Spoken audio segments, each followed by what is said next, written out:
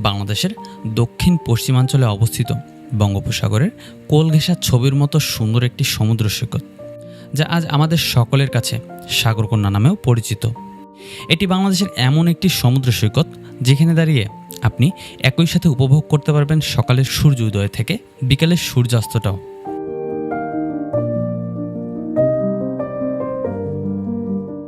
18 kilometre দৈর্ঘ্যের এই সমুদ্র সৈকতের কোল ঘেঁষে রয়েছে প্রকৃতির অদেখা সব নৈসর্গিক সৌন্দর্য।